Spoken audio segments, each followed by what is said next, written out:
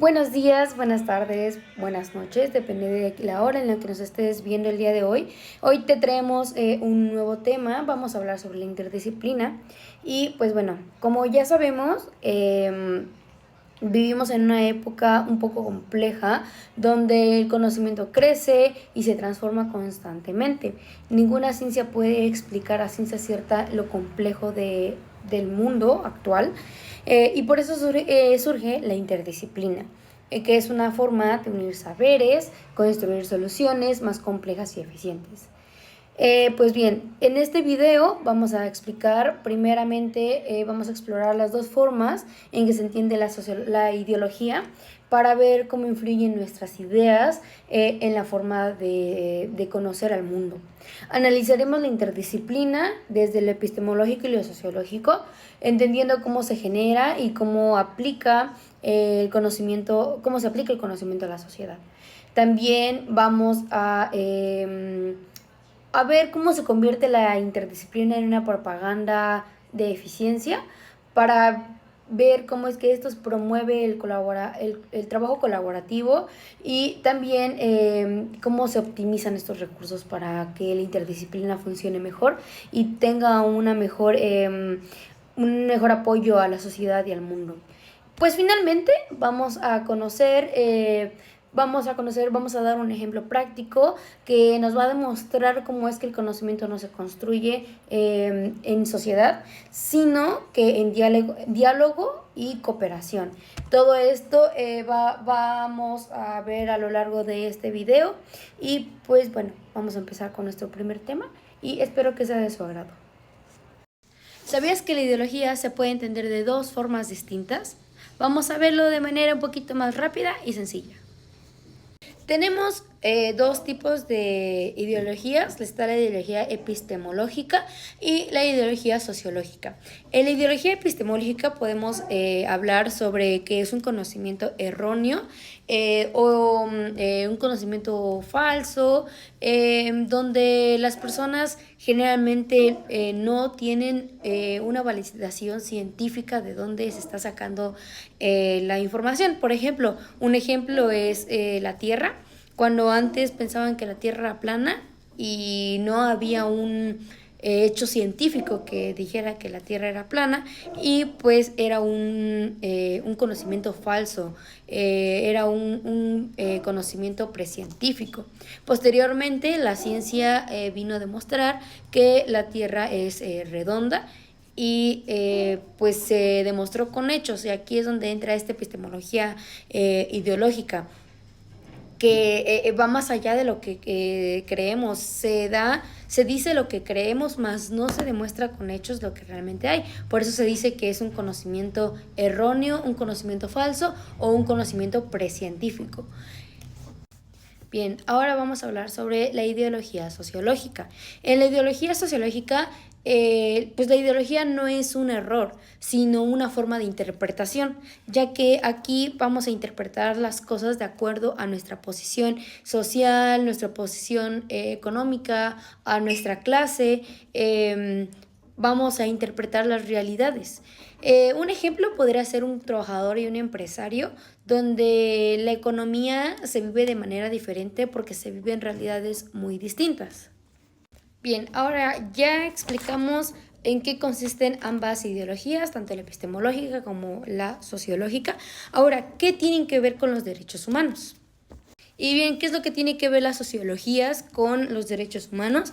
Pues bien sabemos que, como ya lo había explicado anteriormente, la sociología epistemológica nos habla de un conocimiento erróneo, un conocimiento que puede ser falso. Entonces podemos decir que los derechos humanos es conocimiento verdadero que va a componer lo erróneo o que va a corregir lo que está equivocado. Un ejemplo puede ser la esclavitud. Antes se creía que el tener un esclavo estaba bien, pero con la evolución de los derechos humanos nos pudimos dar cuenta que eso era una idea errónea. Por lo tanto, los derechos humanos surgen como una verdad que corrige a la mentira, a lo equivocado. Si entendemos a la ideología sociológica como la interpretación según la clase social en la que nos encontremos o sobre la realidad en la que nos encontremos, podemos decir que los derechos humanos son una herramienta para equilibrar esas visiones y proteger a los grupos más vulnerables. Por ejemplo, las personas que son empresarias pueden tener esta realidad de que no van a pagar impuestos o que los impuestos tienen que ser más bajos para ellos, mientras que los trabajadores tienen esta idea de que tienen que tener sueldos mejores pagados, prestaciones o tienen que ser económicamente mejores remunerados. Los derechos humanos ayudan a que estos dos estén equilibrados y que realmente se cumpla con lo que se necesita y se pretende proteger al más vulnerable, en este caso, los trabajadores. Bueno, pues entonces podemos decir que la ideología se puede entender de dos formas. La primera puede ser un error, una idea errónea, o puede entenderse como una forma de interpretación del mundo desde el lugar en el que tú estés, desde tu perspectiva. Ahora la pregunta es, ¿tú cómo lo entiendes? Ahora bien, seguimos con el siguiente tema que sería la interdisciplina desde lo sociológico. Acá podemos ver que lo sociológico con las interdisciplinas se entiende como una forma de trabajo o conjunto entre diferentes ciencias sociales, como por ejemplo la sociología, la antropología, la psicología, la economía y la educación, entre muchas más. Para comprender de manera más completa, pues esto, tanto como la interdisciplina como lo sociológico, busca integrar saberes y métodos y enfoques de varias disciplinas para analizar los problemas sociales. En toda su complejidad, también reconoce que ninguna ciencia por sí sola puede explicarse completamente. Como bien sabemos, la sociología considera que los fenómenos sociales, como por ejemplo la pobreza, la educación y la violencia, la identidad o la desigualdad, están relacionadas con múltiples factores, tanto económicos, culturales, psicológicos, políticos y educativos. Por eso, trabajar de esta manera con la interdisciplinaria permite entender no solamente una cosa, sino las causas, consecuencias y posibles soluciones de forma integral de que nos brinda esta opción. Por ejemplo, lo sociológico con la interdisciplina es el enfoque de colaboración entre diferentes ciencias sociales que nos permite comprender los fenómenos humanos y sociales de forma más amplia, profunda y contextualizada. Ahora bien, la interdisciplina desde lo epistemológico se refiere a cómo distintas disciplinas del conocimiento se integran no solo en sus contenidos, sino en sus formas de pensar, investigar y construir sus conocimientos. Es decir, no se trata solo de sumar saberes, sino de transformar la manera en que entendemos y explicamos los fenómenos, cuestionando los límites y métodos tradicionales de cada campo. Entonces, entonces podemos decir que al hablar de la interdisciplina desde lo epistemológico, implica que las disciplinas dialogan en sus fundamentos, no solo en sus aplicaciones. Se busca una negociación entre formas de conocer que permita abordar problemas complejos de manera más rica y profunda. Un ejemplo sería, por ejemplo, en la educación ambiental.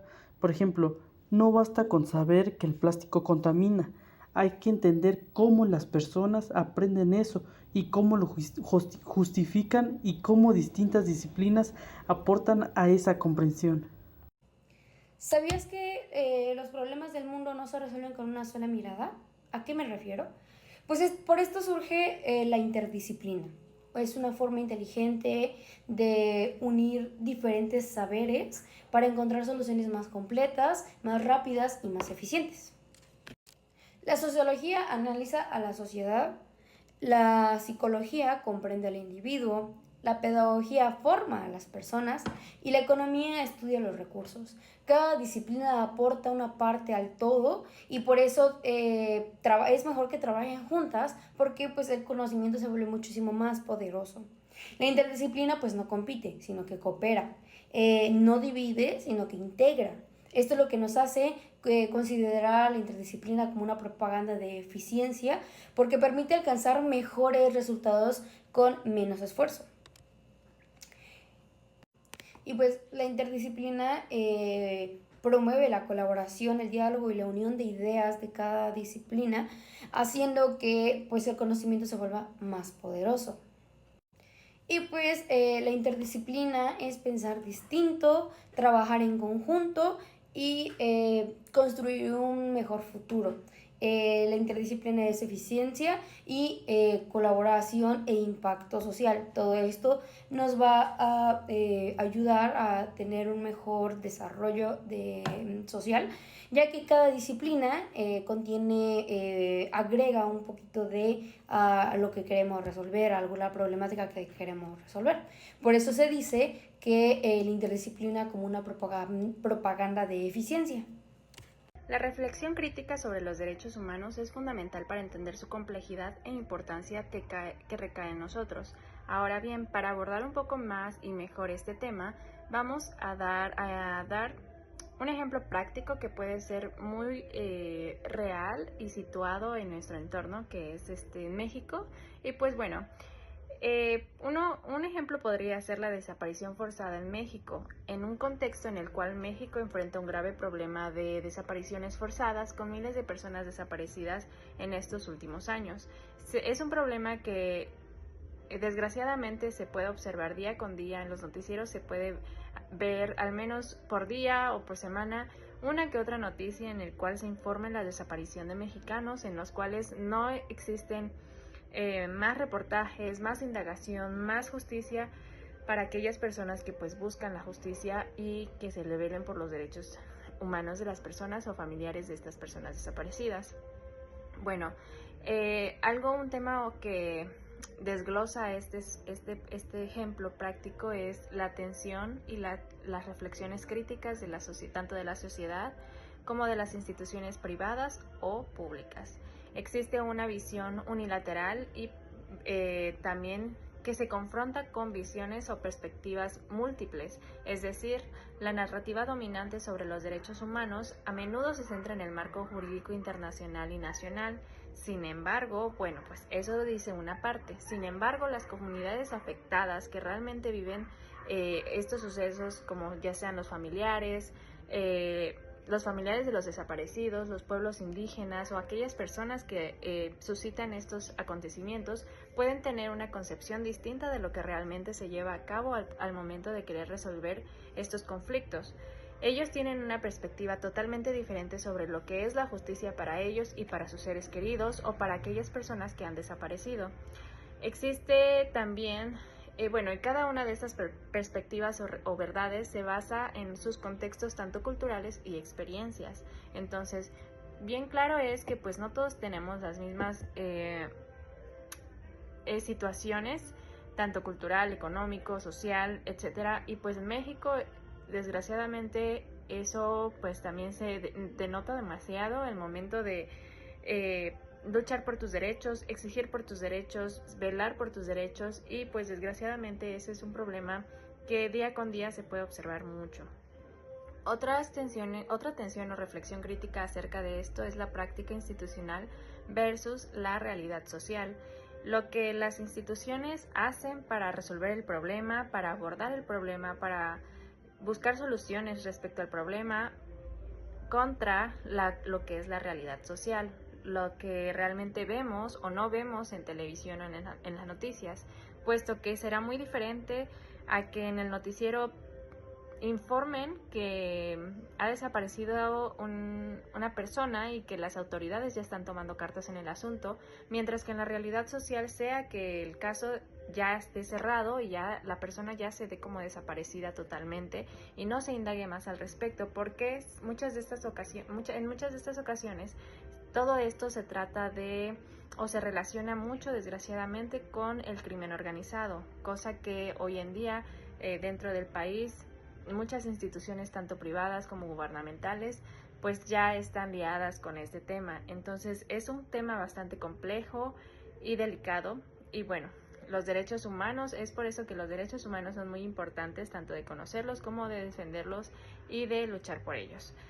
Entonces, como decíamos, sobre las instituciones públicas mexicanas, emiten recomendaciones y promueven políticas, pero muchas veces la implementación de estas es poco efectiva, puesto que enfrentan obstáculos como la corrupción, la impunidad y la falta de recursos. Otra tensión o reflexión crítica acerca de este tema sobre los derechos humanos es la epistemología y construcción del conocimiento. Es aquí donde nos preguntamos cómo definen los derechos humanos en contextos de violencia extrema, qué importancia se les da, cómo se imponen, cómo se llevan a cabo o cómo se desglosan para aquellas comunidades en donde la violencia se vive día con día y mucho peor, ya lo toman como algo normal. Entonces, otra cuestión a realizarse es: ¿se priorizan realmente los enfoques jurídicos formales o se integran perspectivas de las víctimas y colectivos sociales? Es decir, ¿las víctimas realmente gozan de estos derechos en algún momento o realmente pues viven o desconocen realmente de que tienen derechos humanos? Vaya, alguna otra tensión o reflexión crítica habla sobre los condicionamientos contextuales, es decir, factores como militarización, narcotráfico y desigualdad socioeconómica en México que configuran la vulnerabilidad de la sociedad, de los ciudadanos de este entorno y pues de sus derechos humanos al mismo tiempo, ya que desafían las respuestas tradicionales basadas al respeto. Aparte, también podemos mencionar la autoconcepción y la agencia, es decir, organizaciones de la sociedad civil como colectivos de familiares y de desaparecidos que llevan a cabo estas campañas para pues luchar un poco más y luchar por sus propios derechos sin liarse de alguna institución gubernamental o privada, porque como ya hemos mencionado, en muchas ocasiones puede existir corrupción. Se cuestionan mucho las narrativas de ambas perspectivas, tanto de la social, de las privadas, de la gubernamental, de las individuales, y realmente los derechos humanos es un tema bastante complejo que va más allá solamente de solamente indagar en dónde están siendo implementadas o no, sino realmente reflexionar un poco y cuestionarse si realmente están siendo aplicadas, cómo están siendo aplicadas, si están siendo válidas y bueno, pues si realmente cumplen el objetivo de velar por los derechos humanos de la sociedad.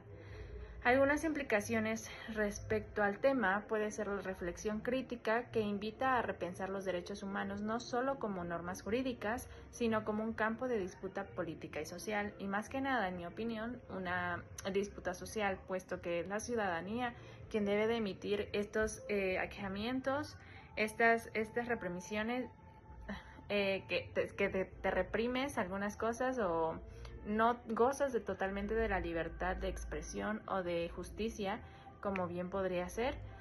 Y pues también se destaca la necesidad del diálogo entre diálogos teóricos globales y realidades locales complejas. No hay que irse muy lejos para encontrar un tema que aborde algo crucial y fundamental sobre los derechos humanos, sobre la lucha de los derechos humanos. Y al mismo tiempo también se subraya la importancia de escuchar las voces de los afectados directos y organizaciones sociales para una comprensión más integral de los desafíos en los derechos humanos, es decir, escuchar sus necesidades como sociedad, como individuo, para poder tener en cuenta qué es lo que realmente necesitan, qué es lo que realmente requieren y por lo cual ellos están pues luchando por defender como derechos humanos. He aquí que también existe pues esta gran diversidad de qué considera cada individuo de una sociedad como derecho humano, qué concepto tiene de este o qué percepción tiene de los derechos humanos para que estos se les puedan ser otorgados y al mismo tiempo respetados.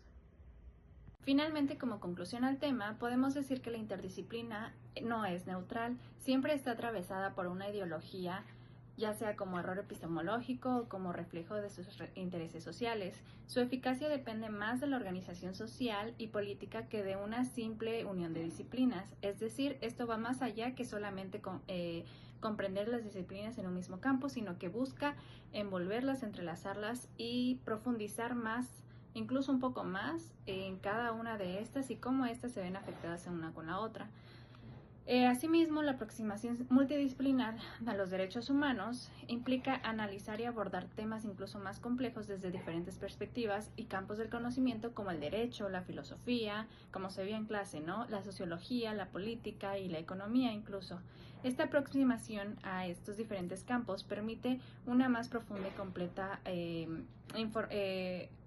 completa y profunda indagación de los temas y asimismo, pues ya sea dependiendo del caso, la defensa, la privatización, la corrección, la exigencia de los derechos humanos, y vemos cómo estos pues pueden ser abordados desde diferentes campos y asimismo pueden ser incluso canalizados, se pueden mejorar, se pueden restringir, etcétera, etcétera.